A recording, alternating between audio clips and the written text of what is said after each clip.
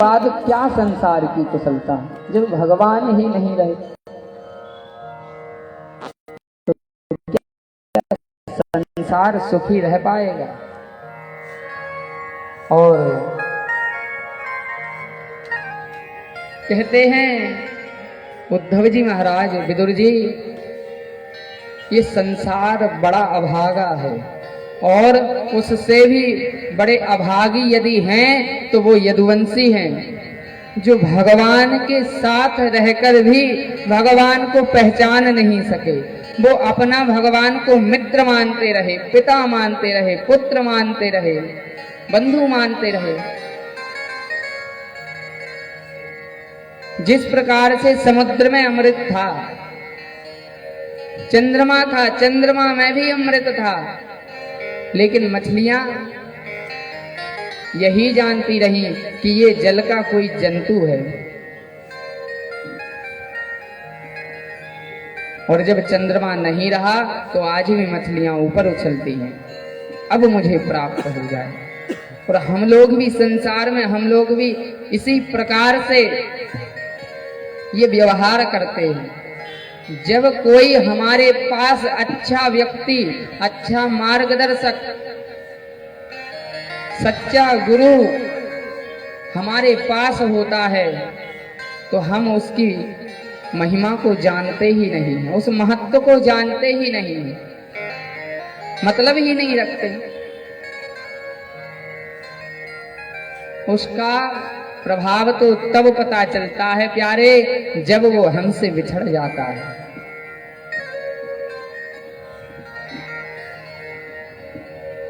मैं निवेदन करना चाहता हूं, आजकल की संतानें देखो, अपने माता पिता को कितना अनाप शनाप बोलते हैं, मान मर्यादा ही नहीं रखते। लेकिन जब तक माता पिता का जीवन रहता है, अपने पुत्र पुत्री के लिए वो कभी भी दुख नहीं आने देते। पता ही नहीं चलता कि कब दुख आया और माँ पिता के आशीर्वाद से कब वो दुख दूर हो गया। लेकिन पुत्र वो क्या जाने, उसने तो देखा हाँ दुख आया लेकिन पल में दूर हो गया। वो अपनी इसमें बहादुरी जानता है, लेकिन वो ये नहीं जानता कि मेरे माता पिता का मेरे ऊपर आशीर्वाद है और उनके आशीर्वाद से ये सब दुख मेरे दूर हो जाते हैं। देखिए, सतयुग द्वापर त्रेता में तो भगवान आते थे, कलयुग में भगवान नहीं है। तो कलयुग में भगवान ने मां को जन्म दिया, भगवान के रूप में मां है।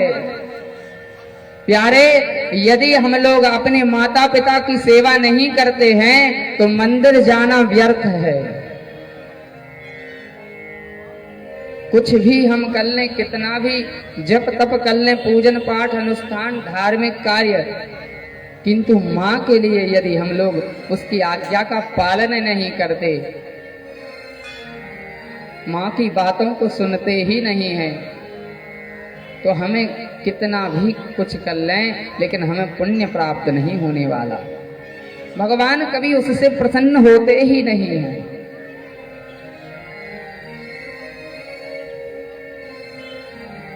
इसलिए अपने अपने माता पिता की सेवा कीजिए, इससे बड़ा कोई धर्म है ही नहीं। यदि मां का हाथ सिर पर है ना, तो कोई संकट कभी आ ही नहीं सकता। और जब उस व्यक्ति के माता पिता नहीं रहते, जो दुर्व्यवहार करता है, उसके बाद उसके ढोंग देखो, उसको पता चलता है कि मेरे जीवन में माता पिता की क्या अहमियत थी। आज वो नहीं रहे, कितना दुख सहना पड़ रहा है। अरे मां थी तो सुबह सुबह से जल्दी गरम गरम भोजन बनाती थी। लेकिन मैं क्या करता था, उस भोजन में भी कुछ रोक टोक कर देता था। अरे ये भोजन गरम है लेकिन रोटी में घी नहीं लगा, आज की सब्जी कैसी बनाई है तूने। लेकिन माँ है जो, माँ उसमें भी कुछ नहीं करती। अरे बेटा अच्छी नहीं लग रही, रुक जा, कुछ क्षण रुक जा, दूसरी सब्जी तेरे लिए बनाती हूँ। और माँ तो ममतामयी है प्यारे, माँ की ममता का कहना क्या। माँ की ममता को तो भगवान भी नहीं पा सके, पार कर ही नहीं पाए। उनकी जो वर्णन है माँ की ममता का, भगवान भी कुछ नहीं कह सके उसके बारे में।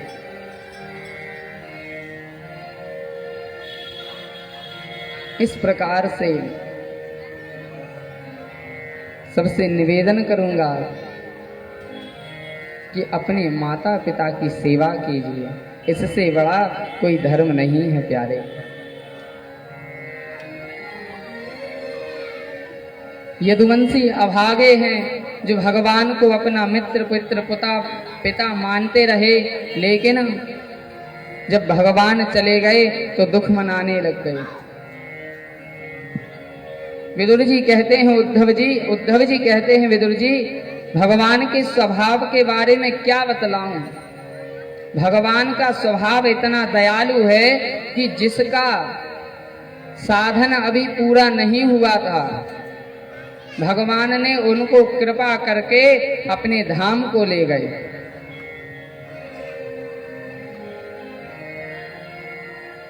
विदुर जी कहते हैं उद्धव जी,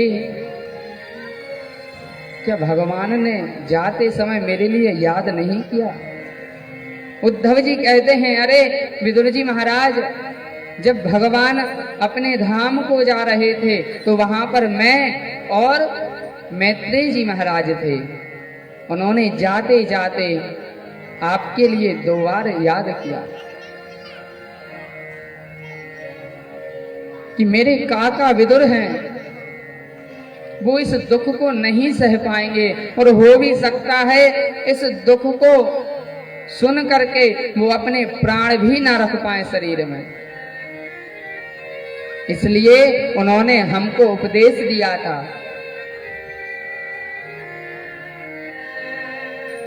परम ज्ञान का उपदेश किया।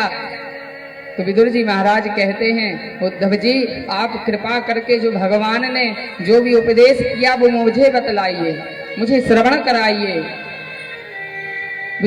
उद्धव जी महाराज कहते हैं विदुर जी, भगवान के जाने के बाद मेरी इतनी सामर्थ्य नहीं बची है कि मैं आपको कुछ श्रवण करा सकूं।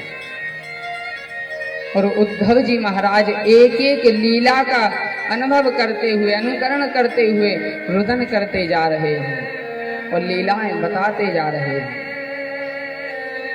सुखदेव जी महाराज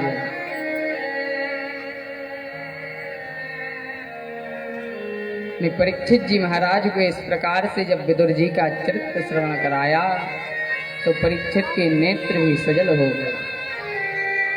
अब आगे विदुर जी महाराज कहते हैं तो आप ही बताइए कि मुझे भगवान का दिया हुआ उपदेश कैसे प्राप्त होगा। तो उद्धव जी कहते हैं मैत्रेय जी के पास जाइए, जो हरिद्वार में आपको गंगा तट पर विराजमान मिलेंगे। आप उनसे निवेदन कीजिए, वो आपके लिए ब्रह्म ज्ञान देंगे। और उद्धव जी महाराज प्रणाम करके हरिद्वार की पावन भूमि पर चले गए, जहां पर भगवान के अति प्रेमी भक्त, अनन्य भक्त मैत्रेय मुनि जी महाराज विराजमान है। मैत्रेय जी के पास विनम्रता की साक्षात मूर्ति विदुर जी महाराज पहुंचे और चरणों में निवेदन करते हुए कहते हैं गुरुदेव, भगवान ने जो कुछ भी आपके लिए उपदेश दिया है कृपा करके आप मुझे बतलाइए, मुझे बतलाइए कि भगवान किस प्रकार से पृथ्वी पर आते हैं और कैसी कैसी लीलाएं करते हैं। ये संसारी व्यक्ति तो अपने सुख के लिए कामना करता है, मरा जा रहा है अपने अपने सुख के लिए।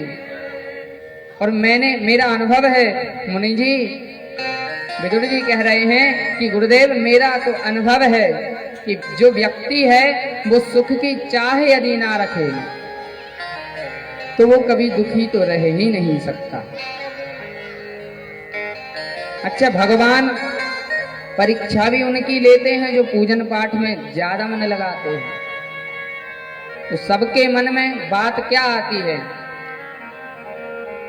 जब हम लोग इकट्ठे होते हैं तो बात हम लोग क्या करते हैं, अरे दीदी हमने तो इतना पूजन पाठ कर लिया, इतना सब कुछ करते हैं, लेकिन भगवान दुख हमको ही क्यों देता है। तो इसका कारण जान लीजिए। इसका कारण यह है कि जब हम धार्मिक कार्य करते हैं, पुण्य कार्य करते हैं, तो जो हमारे पिछले जन्म के पाप होते हैं वो सामने आते हैं और वो नष्ट होते जा रहे हैं। और जब वो पाप नष्ट हो जाते हैं तो पुण्यों का प्रभाव अधिक हो जाता है, तब जाकर के हमें सुख की प्राप्ति हो जाती है। और हम लोग क्या देखते हैं कि जो दुष्ट व्यक्ति है वो तो इतना पाप करता जा रहा है, पाप ही पाप कर रहा है, लेकिन उसको सुख बहुत है। तो उसका भी कारण है कि उसके जो पूर्व जन्म के कर्म हैं, पुण्य हैं, उनके प्रभाव से अभी वो पाप कर रहा है, तो वो पुण्य सामने आ रहे हैं। पाप बढ़ते जाएंगे। 2 घड़े रखे हैं लेकिन दोनों में पाइप डला हुआ है। एक घड़े में पाप है, एक घड़े में पुण्य। पहले तो दोनों समान हैं, लेकिन यदि हम पहले वाले घड़े में, पुण्य वाले घड़े में पुण्य करेंगे, पुण्य डालेंगे, तो जो पाप का घड़ा रहेगा, पुण्य इस घड़े से आएंगे और यहाँ बढ़ते जाएंगे, जो पाप रहेगा वो निकलता जाएगा। और यदि हम पाप वाले घड़े में अपने पाप को डालेंगे तो पुण्य का जो घड़ा है, पुण्य सारे बाहर होते जाएंगे। और जब पुण्य सारे नष्ट हो जाएंगे प्यारे, दोनों घड़े पाप से भर जाएंगे। पाप ही पाप रहेगा तो भगवान क्या कृपा करेंगे, तब जाकर के उस व्यक्ति को दुख ही दुख प्राप्त होता है। और जो हम लोग पुण्य करते हैं भगवान उन पर कृपा करते हैं, लेकिन समय आने पर जब हमारे पापों को नष्ट कर देते हैं तब जाकर के भगवान कृपा करते हैं। इस प्रकार से विदुर जी ने मैत्रेय मुनि से संवाद किया, निवेदन किया और कहते हैं आप भगवान के सृष्टि क्रम के बारे में बतलाइए, भगवान इस सृष्टि की रचना कैसे करते हैं। तो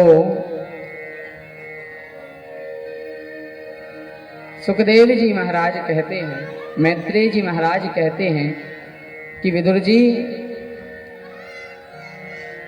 यह जो आपने प्रश्न किया है, यही प्रश्न नारद जी ने ब्रह्मा जी से किया था। ब्रह्मा जी ध्यान में बैठे हुए थे, नारद मुनि आए और ध्यान में देख करके आश्चर्यचकित रह गए और कहते हैं ब्रह्मा जी से, पिताजी अभी तक तो मैं यही जानता था कि जगत के रचनाकार, सृष्टि का पालन करने वाले, सृष्टि की रचना करने वाले तो आप ही हैं, लेकिन आप से भी क्या कोई ऊपर है जो आप किसी का ध्यान कर रहे हैं? आप बतलाइए, आप किसका ध्यान कर रहे हो? क्या आपसे भी कोई ऊपर है? तब ब्रह्मा जी कहते हैं, पुत्र मैं सृष्टि नहीं रचता हूं, मैं तो एक जगह पर बैठा हुआ हूं। पहले से जो रचता हुआ आ रहा है उसी को मैं निर्माण करता हूं। जैसे होता है ना कि जो बीच वाले अधिकारी रहते हैं, तो जो नियम एक बार बन गए, अब वो नए आए हों चाहे पुराने हों, वो उसी नियम पर चलते रहेंगे और नियम नहीं बदलते वो। इसी प्रकार से ब्रह्मा जी कहते हैं कि पहले से सब रचा हुआ है। जगत गुरु मैं नहीं हूं, जगत गुरु तो भगवान है। कौन है? कृष्णम वंदे जगत गुरु।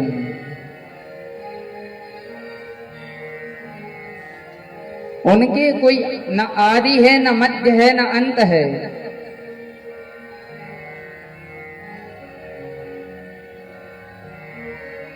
भगवान की नाभि कमल से मेरी उत्पत्ति हुई है। ब्रह्मा जी कह रहे हैं कि भगवान की नाभि कमल से मेरी उत्पत्ति हुई। कमल पर मैं विराजमान था तो मैंने विचार किया कि मेरा आधार क्या है, मेरा जन्म किस लिए हुआ है। ना मुझे नाम पता ना कुछ। तब उन्होंने भगवान का ध्यान किया कि जो इस सृष्टि के मूल कारण हैं वो मार्गदर्शन कीजिए। जब हमें कोई दुख होता है तो गुरुजनों के पास जाते हैं ना, भगवान के पास जाते हैं। उन्होंने प्रार्थना की, तब जाकर के भगवान की कृपा से 2 बूंद गिरी, उससे ध्वनि निकली टप टप। ब्रह्मा जी ने तप का संकेत पाकर के दिव्य 100 वर्षों तक तप किया है। तप करने के बाद जब देखा कि कुछ पता ही नहीं, तो और 100 वर्षों तक तप किया। तब जाकर के भगवान ने दर्शन दिए और चतुश्लोकी भागवत का उपदेश किया। और भगवान ने कहा कि सृष्टि क्रम को आप आगे बढ़ाइए, सृष्टि की रचना कीजिए।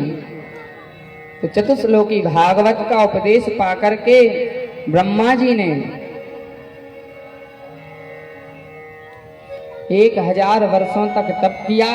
इसके बाद मानसी सृष्टि प्रारंभ की,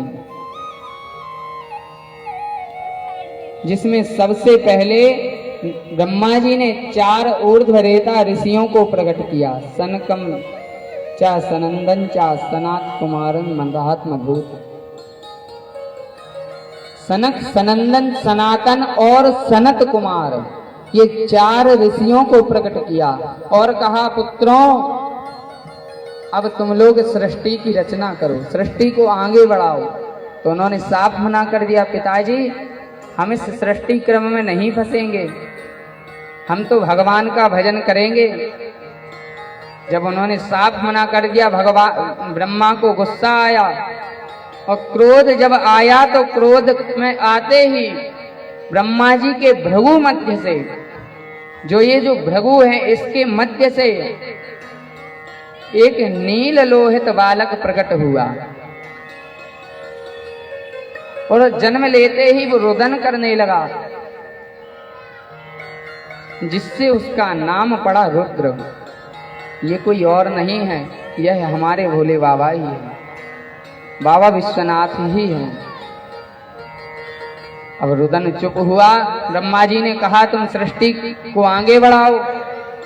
अब भोले बाबा ने विचार किया कि यदि अब हम मना करते हैं तो पता नहीं अब लाला नीला तो हम निकल आए, लेकिन काला पीला कौन बालक निकल आए, इसलिए मना नहीं करना चाहिए।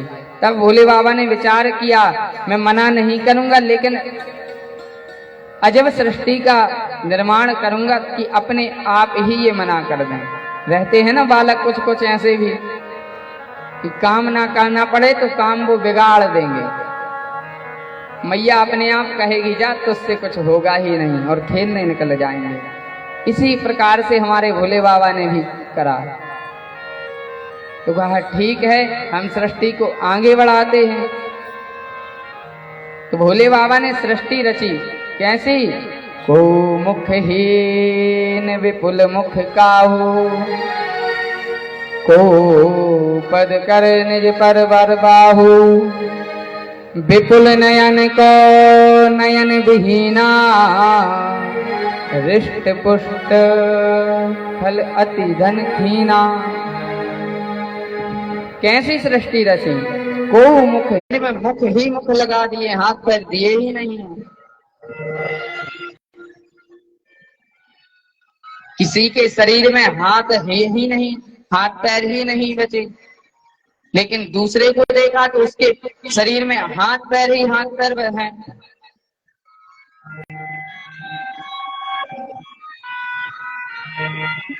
किसी के नेत्र ही नहीं, किसी के शरीर में नेत्र ही नेत्र दे दिए, कुछ है ही नहीं।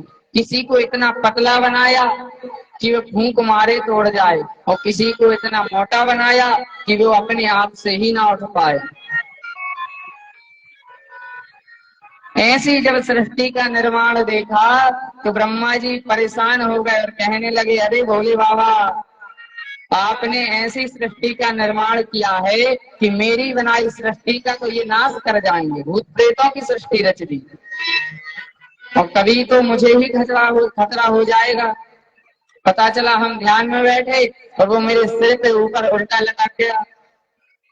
अब जो अपने बड़े बड़े दांत निकालेगा, बड़े बड़े नेत्र दिखाएगा, मैं तो डर के गोविंदाय नमो नमः। आप जाइए, इन सभी को लेकर के कैलाश पर जाइए। भोले बाबा प्रसन्न हो गए और सभी भूत प्रेतों की सृष्टि को लेकर के कैलाश पर विराजमान हो गए। अब ब्रह्मा जी महाराज ने मानसी सृष्टि में 10 ऋषियों को प्रकट किया। कौन कौन से 10 ऋषि?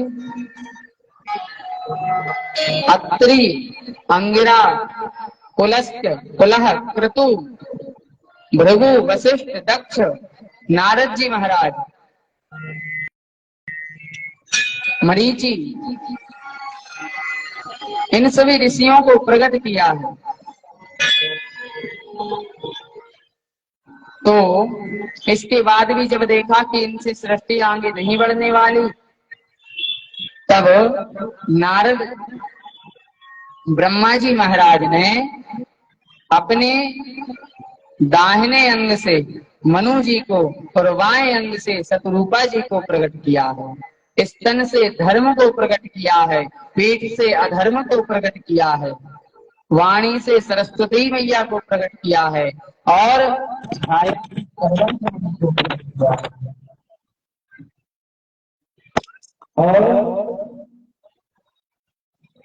मनु जी और शतरूपा जी को आज्ञा दी कि आप सभी लोग सृष्टि को आगे बढ़ाइए। इन्हीं मनु शतरूपा के द्वारा इस मानवीय सृष्टि का आरंभ होगा।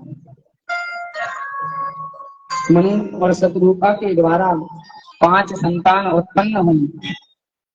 प्रियव्रत और उत्तान पाठ, ये 2 पुत्र हुए। आपूति, देवहूति और प्रसूति, ये 3 कन्याएं हैं। ब्रह्मा जी कहने लगे कि इन 5 संतानों से कुछ नहीं होगा, सृष्टि को और आगे बढ़ाओ।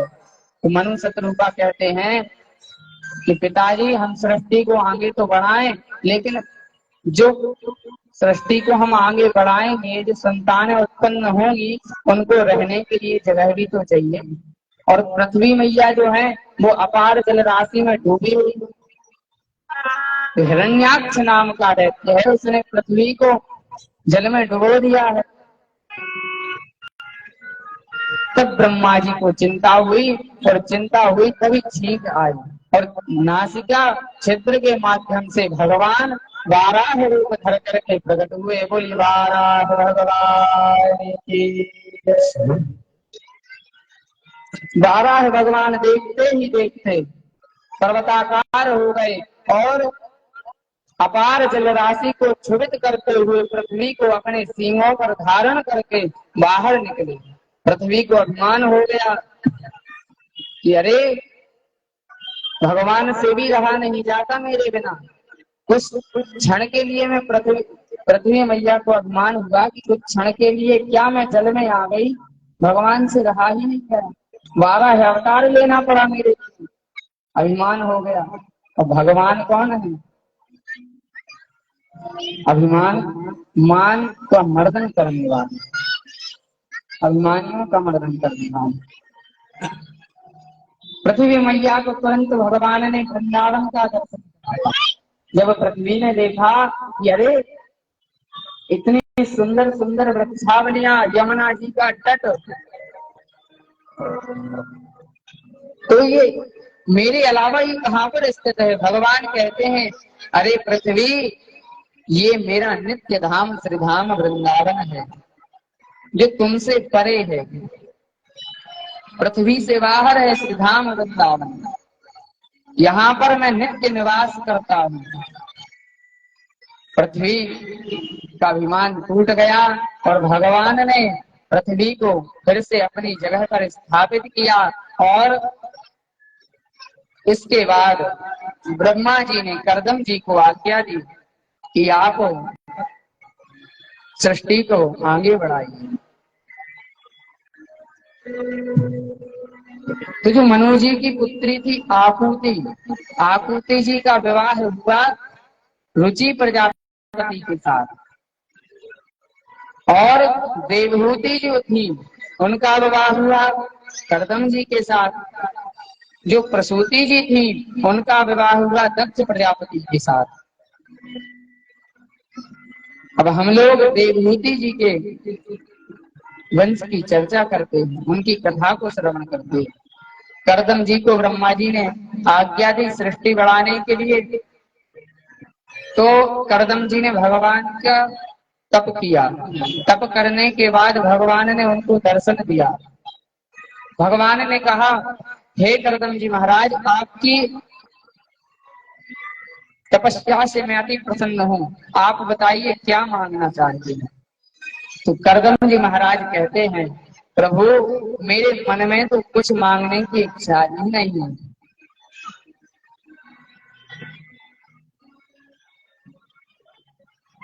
भगवान, मेरे मन में एक कामना है, मैं एक समान गुणशील वाली पाना चाहता हूँ, जो मेरे भजन में साधक हो, ना कि बाधक। तो भगवान ने कहा कि कर्दम जी महाराज, आपके मन में तो कोई कामना हो ही नहीं सकती, मैं आपके भाव को पहले ही जान गया था, इसलिए आज से परसों मनु और शत्रुघ्न अपनी पुत्री देवहूति के साथ आएंगे और उनका कन्यादान करके जाएंगे। वो आपके भजन में साधक रहेंगी, ना की बात। देवहूति जी, कर्दम जी महाराज ने भगवान को प्रणाम किया और भगवान कर्दम जी के भाव पर इतना रीझ गए कि भगवान के नेत्रों से 2 बिंदु गिरे,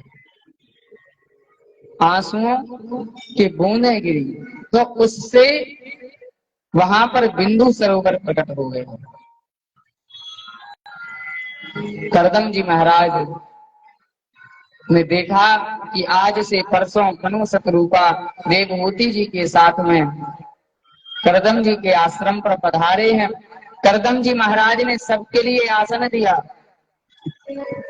अब जब तीनों को आसन दिया, लेकिन देवहूति जी ने देखा कि मेरे पतिदेव खड़े हैं, होने वाले पतिदेव खड़े हैं और मैं आसन पर विराजमान हूँ, ये शोभा नहीं देता। तो देवहूति मैया ने क्या किया कि अपना दाया अंग आसन पर रख दिया, आसन पर दाया अंग की तरफ से बैठ गई और बाएं भाग जमीन पर, क्योंकि दाया अंग जो रहता है वो पति का रहता है। कर्दम जी ने जब ऐसा देखा तो समझ गए कि भगवान ने जो कहा था वही हो रहा है, जो मैंने सोचा था वही है। और मनु शतरूपा देवहूति जी का कन्यादान करके चले गए। विवाह होने के पश्चात करदम जी महाराज दिव्य 100 वर्षों तक तप किए और जब तप पूर्ण हुआ तो नेत्र खोले तो उन्होंने क्या देखा कि बूढ़ी स्त्री मेरे चरणों की सेवा कर रही है, जिसका शरीर तो कुछ है ही नहीं, अस्थियां दिखने लग गई हैं, बिल्कुल कंकाल बचा हुआ है। करदम जी ने पूछा, देवी आप कौन हैं? देवहूति जी कहती हैं कि स्वामी मैं आपकी पत्नी देवहूति हूँ। आज से दिव्य 100 वर्षों पूर्व मेरे पिता मनु और माता सतरूपा मेरा कन्यादान करके गए थे, प्रभु आप पहचानिए मुझे।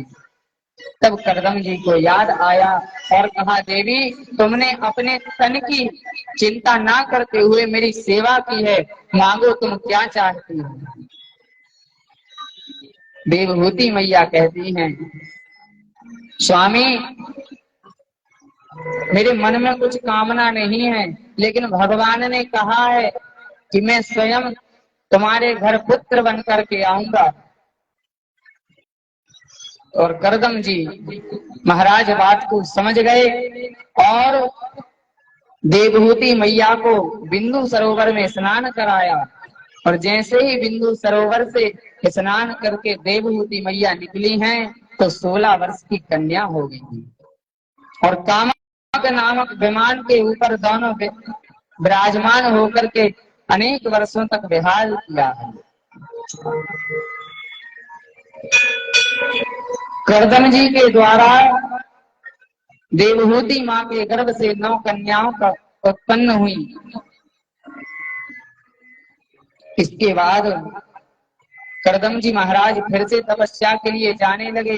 माँ देवहूति कहती, हरे प्रभु आप जा रहे हैं, इन कन्याओं का विवाह कौन करेगा? तब ब्रह्मा जी ने विचार कर लिया कि जो 9 कन्या हुई हैं तो 9 ऋषियों के साथ विवाह कर देंगे।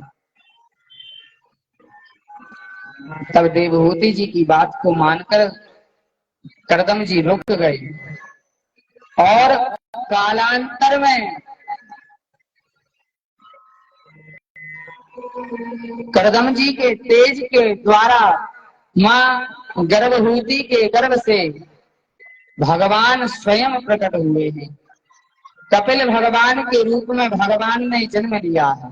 बोलिए कपिल भगवान की जय। जय जय श्री राधे। भगवान का जब जन्म हुआ तो सभी देवी देवता भगवान के दर्शन के लिए आए और जो ब्रह्मा जी के साथ ऋषि आए थे तो ब्रह्मा जी ने भगवान का दर्शन किया और ब्रह्मा जी ने करदम जी से कहा, महाराज आप इन पुत्रियों का विवाह किसके साथ करेंगे? मेरे साथ जो ऋषि आए हैं उनके साथ इसका विवाह कर दीजिए। और जो 9 कन्याएं थी उनका विवाह जो ऋषि आए थे उनके साथ कर दिया। और करदम जी भगवान कपिल से आज्ञा पा करके फिर से तपस्या के लिए निकल गए। कुछ समय बाद भगवान नदी के तट पर विराजमान होकर के तप्त मार्ग का दर्शन कर रहे थे। माँ देवहूति आई और कहती हैं, स्वामी भगवान हे प्रभु आप मुझ पर कृपा कीजिए। ये जो मेरी जीव है वो अच्छा चखना चाहती है, अच्छा स्वाद चाहती है। जो मेरे कर्ण हैं अच्छा सुनना चाहते हैं, जो मेरे नेत्र हैं वह अच्छा देखना चाहते हैं। तब कपिल देव भगवान ने माता देवहूति को समझाया और तत्व मार्ग का दर्शन कराया, भगवान के चरित्रों को श्रवण कराया और भगवान की कथा को श्रवण करने के बाद माँ देवहूति भी करदम जी से आज्ञा पा करके नित्य स्वरूप में मिल गई, नदी के रूप में प्रवाहित हो गई और भगवान कपिल भी गंगा सागर को चले गए। बोलिए देवहूति मैया की जय, कपिल भगवान की जय, करदम जी महाराज की जय। अब हमने आकुति जी के वंश को जाना, देवहूति जी के वंश को जाना, अब हम लोग प्रसूति मैया की वंश को जानते हैं। इसके पूर्व कुछ क्षण भगवान नाम संकीर्तन, फिर हम लोग कथा को श्रवण करते हैं। कि मेरे सरकार, मेरे सरकार दीदार गोविंद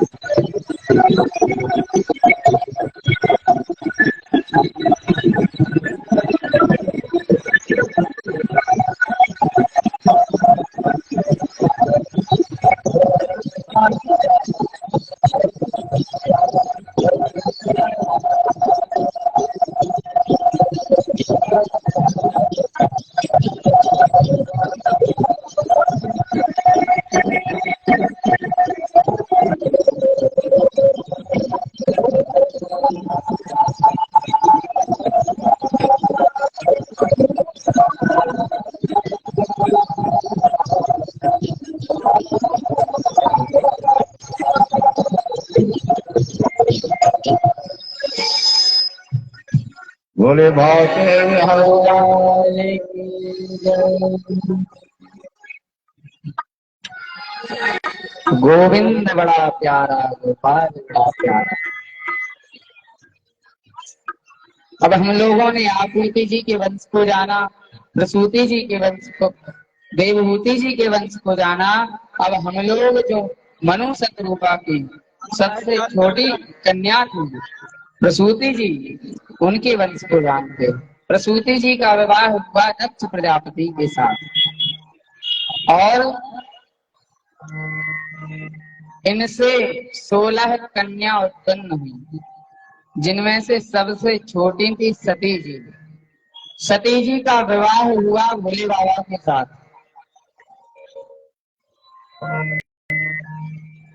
तो भोले बाबा के साथ इनका विवाह हुआ, सब कन्याओं की संतानें हुई। जो दक्ष जी की 16 कन्याएं थी, 13 धर्म को दे दी। सबसे कन्याएं उत्पन्न हुई, संतानें उत्पन्न हुई, लेकिन जो सती जी थी उनकी कोई संतान नहीं हुई। सोनक जी कहती क्यों गुरुदेव? तो कहा दक्ष के द्वारा भगवान भोले का अपमान कर देने के कारण सती जी यज्ञ कुंड में कूदकर अपने भगवान को प्यारी, लेकिन सौनक जी ने प्रश्न किया गुरुदेव आप कृपा करके मुझे सती का चरित्र श्रवण कराइए। किस प्रकार से सती जी यज्ञ कुंड में कूदी, किस प्रकार से, और भोले बाबा तो विनम्रता से की साक्षात मूर्ति है। बस कुछ क्षण की कथा बची हुई है मैया। और तो सुखदेव जी महाराज ने परीक्षित जी महाराज को सती चरित्र श्रवण कराया। तो कहा एक बार की बात है, जब ब्रह्मा जी ने दक्ष प्रजापति को प्रजापतियों का नायक बना दिया, तो इसने एक सभा रखी और उस सभा में सब देवी देवता आ गए, लेकिन दक्ष बाद में आया। क्यों आया? जिससे मेरा मान बना रहे, सम्मान ज्यादा हो। बाद में आऊंगा तो सभी लोग बैठे मिलेंगे, वो मुझे देख करके खड़े हो जाएंगे। इसने ऐसा ही किया, सभी लोग देख करके खड़े हुए, लेकिन ब्रह्मा विष्णु महेश खड़े नहीं हुए। तो इसने ये नहीं देखा कि कौन कौन खड़ा हुआ है, इसने देखा कि कौन कौन बैठा हुआ है। और उसकी नजर ब्रह्मा विष्णु महेश पर पड़ी। तो ब्रह्मा जी को जब देखा तो कहने लगे ये खड़े नहीं हुए, कोई बात नहीं, ये मेरे पिताजी हैं। विष्णु जी को देखा, कहा ये खड़े नहीं हुए, कोई बात नहीं, ये हमारे दादाजी हैं। अब जब भोले बाबा को देखा तो सोचने लगा दक्ष कि ये क्यों नहीं खड़े हुए, ये तो मेरा दामाद है, और दामाद तो पुत्र की तरह होता है।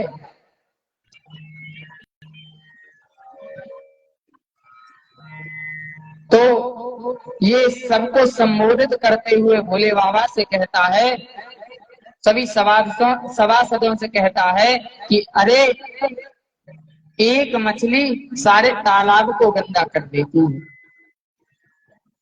अब सभी लोग सोचने लग गए कि भैया यहाँ कौन सी मछली आ गई, और कौन सा ऐसा व्यक्ति बैठा हुआ जो इस सभा को भंग कर रहा है। तो सब लोग इधर उधर देखने लग गए। तो दक्ष कहता है, अरे मूर्खों, इधर उधर क्यों देखते हो, तुम्हें ये बैठा भोले नहीं दिख रहा है, ये शंकर दिखाई नहीं देता क्या।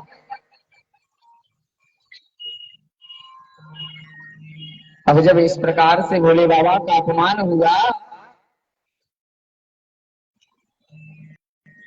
तो श्रापाश्रापी होने लग गई। दक्ष ने श्राप दे दिया कि आज से इस शंकर को कोई भी यज्ञ में भाग नहीं मिलेगा। अब भगवान तो मुस्कुरा रहे क्योंकि वो भोले बाबा हैं। अब जब भगवान ने देखा तो हम तो आए थे आपा आपी में, भैया स्वागत में आए थे, आपा आपी की जगह यहाँ श्रापा श्रापी होने लग गई। भगवान भोले शंकर उठकर चले गए, लेकिन नंदी जी से सहन नहीं हुआ। नंदी जी कहते हैं, अरे दुष्ट, तू कब से मैं देखा जा रहा हूँ, बकरे की तरह मैं किया जा रहा है, जा मैं तुझे श्राप देता हूँ कि तेरा मुख बकरे का हो जाए। तो ये सब हो गया, और अब तो यज्ञ होना ही बंद हो गए महाराज। अब ये बताइए, कोई यज्ञ कराए और भोले बाबा को ना आमंत्रण दे, ऐसा हो सकता है क्या। यज्ञ होना बंद हो गए तो दक्ष ने विचार किया कि अरे मेरे श्राप का तो कुछ प्रभाव ही नहीं। तो दक्ष ने कनखल में, हरिद्वार में कनखल है, कनखल में विष्णु सब नामक यज्ञ किया और सभी देवताओं को भाग दिया, लेकिन भोले बाबा जो हमारे थे उनको भाग ही नहीं मिला। अब देवता लोग रहते ही हैं चालाक, अपनी अपनी देवियों को बैठाला और विमान को कैलाश पर्वत के ऊपर से घुमा के ले जा रहे हैं। बल्कि शॉर्टकट रास्ता है, लेकिन वो दूर से जा रहे हैं कैलाश होते हुए, क्योंकि पता है कि भोले बाबा को आमंत्रण नहीं दिया। अब सती मैया देख रही हैं कि ये विमान कहाँ जा रहे हैं, तो देवी से पूछा, अरे देवी तू कहाँ जा रही है। कहा, तुझे पता नहीं, तेरे पिता ने विष्णु सब नामक यज्ञ करा रहे हैं, लेकिन हम लोगों को तो आमंत्रण दिया है, तुझे भूल गए क्या। तो सती मैया अपने पिता की लाज रखने के लिए कहती हैं, अरे अरे सखी, अरे बहन, मैं तो भूल ही गई थी, पिताजी ने मुझसे कहा है, मैं अभी आती हूँ, तुम लोग चलो। सभी देवी देवता चले गए और सती मैया भोले बाबा के पास आई और कहने लगे, अरे स्वामी, आपको पता है आपके ससुर जी ने यज्ञ किया, आरंभ किया है और सभी देवी देवताओं को भाग दिया है, क्यों ना अपन भी चलते हैं। भोले बाबा ने मना किया कि हम लोगों के लिए आमंत्रण ही नहीं है। हाँ, बुराई मुझसे थी, लेकिन दक्ष ने अपनी पुत्री को भी नहीं बुलाया, इसलिए देवी वहां जाना उचित नहीं है। लेकिन सती मैया तो माने ही नहीं और हठ पूर्वक चली गई।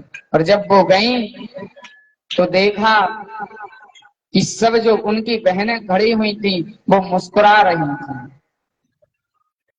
मुस्कुराते हुए भेंट कर रही हैं, कैसे विनोद भरी व्यंग कस रही हैं।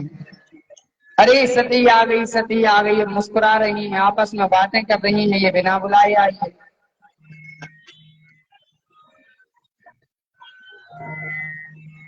सादर मिलही भले एक माता, भगिनी मिली बहुत मुस्कुराता।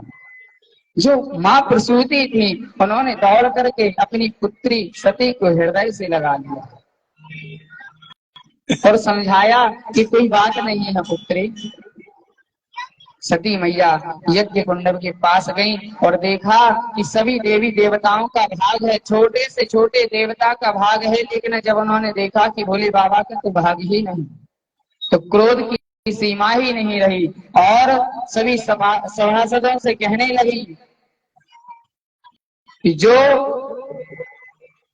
भगवान शिव और अन्य भगवानों में अंतर रखता है वो नरकगामी होगा। और आज ऐसा ही हो रहा है, भेदभाव हो रहा है।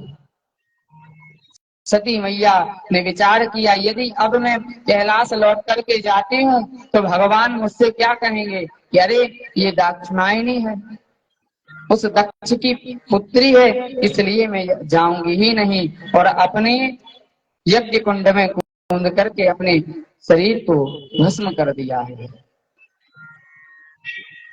अब जब ये देखा तो भगवान तो पहले से सब जानते ही थे कि क्या होने वाला है, तो भोले बाबा ने रुद्रगणों के साथ में भगवान का माता सती का सामान भी भेज दिया था। रुद्रगणों ने जब देखा कि माँ सती यज्ञ कुंड में कूद गई, रुद्रगण जल्दी से दौड़ते दौड़ते गए, भोले बाबा अनर्थ हो गया, माँ सती तो यज्ञ कुंड में कूद गई। भोले बाबा ने क्रोध को धारण किया और एक जटा उखाड़ी और शिला पर पटकी, जिससे भयंकर वीरभद्र प्रकट हो गए। वीरभद्र को आदेश दिया कि दक्षम स यज्ञम जहि मद भटाना, अरे जाओ और दक्ष को यज्ञ कुंड के सहत नष्ट कर दो। वीरभद्र धरती को कपाते हुए दौड़ते चले आ रहे हैं। सभी जो इंद्रादि देवता बैठे हुए थे यज्ञ में, वो विचार कर रहे हैं ये क्या हो रहा है, इतनी धूल क्यों उड़ रही है, पृथ्वी कांप क्यों रही है। अभी तो गौधूली बेला भी नहीं हुई है, जो बैल गाय आ रहे हो दौड़ते दौड़ते, चोर लुटेरों का शासन हुआ ही नहीं है। इतने में ये विचार कर ही रहे थे कि वीरभद्र जी आए और सभी देवी देवताओं को एक एक तमाचे मारे और सबको सबकी हालत बेहाल कर दिया। रघु जी महाराज दक्ष का अनुमोदन कर रहे थे। जब दक्ष भोले बाबा को डांट रहा था, फटकार लगा रहा था, तब भृगु जी महाराज अपनी दाढ़ी को खींचते खींचते कह रहे थे, हाँ सही कर रहे हो, बहुत अच्छा। तो वीरभद्र जी ने भृगु जी की दाढ़ी को नोच लिया। भग देवता थे, वो नेत्रों से इशारा कर रहे थे, हाँ दक्ष एकदम सही बात कर रहे हो, नेत्रों से इशारा कर रहे थे। नंदी जी ने कहा ये नेत्रों से इशारा कर रहे थे। वीरभद्र जी ने 2 उंगली दी और भग देवता के दोनों फल भेद कर दिए। एक दांत कटकटा रहे थे तो वीरभद्र जी ने एक मुक्का जमाया कि बत्ती सी बाहर आ गई। अब जब दक्ष ने ये दृश्य देखा तो वो छिपने लग गया, पर्दे के पीछे छिपता, कभी कुर्सी के नीचे। नंदी जी की ज्यों नजर पड़ी तो कहते हैं, महाराज अरे सबरी फसाद की जड़ तो यही है। वीरभद्र जी ने दक्ष को पकड़ा और उसका सिर यज्ञ कुंड में भस्म कर दिया, डाल दिया। अब ब्रह्मादि देवता आए भगवान भोले की स्तुति की, तब भगवान भोले शंकर यज्ञ कुंड में पधारे और सबको पुनर्जीवन दान दिया। जिनकी दाढ़ी चली गई थी उनको बकरे की दाढ़ी लगा दी, नई दाढ़ी दे दी। जिनके नेत्र चले गए थे तो कहा आप दूसरे देवता को देख करके काम चलाइए, उनके नेत्रों से काम चलाएं। एक देवता आए, कहने लगे कि महाराज मेरे तो दांत ही चले गए हैं, अब मैं भोजन कैसे करूंगा। भोले बाबा कहते हैं अब किया है सो भरना भी पड़ेगा, अब आप सतुआ खाइए, लपसी से ही काम चलाइए, भोजन की आवश्यकता ही नहीं है, जूस पी लीजिए। और अंत में भोले बाबा ने दक्ष के लिए बकरे का सिर लगाया और दक्ष उसी बकरे के सिर से मैं करते हुए भगवान की स्तुति कर रहा है। स्तुति करने पर भोले बाबा प्रसन्न हुए और कहते हैं, दक्ष, मैंने तुम्हें इसलिए दंड नहीं दिया कि तुमने मेरा अपराध किया, मैंने दंड इसलिए दिया है कि यदि मैं तुम्हें दंड नहीं देता तो संसार में जो लोग होंगे वो भी इसी तरह से अपराध करते ही जाएंगे, वो कुछ समझेंगे ही नहीं। इस कारण से दूसरों को समझाने के लिए मैंने तुमको दंड दिया है। इस प्रकार से महाराज भोले बाबा का स्वभाव बड़ा दयालु है, बड़े भोले हैं। और सुखदेव जी महाराज कहते हैं, यहीं पर सती चरित्र का विश्राम होता है। आगे यही मां सती पार्वती का रूप धारण करके पुनः भगवान शंकर को प्राप्त हुई। और आज की कथा को भी हम लोग यहीं पर विराम देते हैं। बहुत सी माताएं लोग जल्दी में हैं, जाना चाहती हैं, तो कल का समय हम लोग थोड़ा जल्दी रखेंगे। आप लोग प्रयास कीजिएगा कि 2:30 बजे से आ जाएं, क्योंकि कल की कथा बहुत अधिक है और अपने लाला का जन्मोत्सव भी है। तो जन्म का आनंद लेने के लिए, बधाइयों को लूटने के लिए सब जल्दी से जल्दी आ जाना, जिससे समय के पहले ही अपनी कथा का विराम हो जाए और सब लोग अपने अपने लाला की बधाई लेकर के अपने अपने घर को जाएं। तो एक भजन का आनंद लेते हुए कथा को विश्राम देंगे। सभी लोग मस्ती में झूमते हुए, आनंद लेते हुए।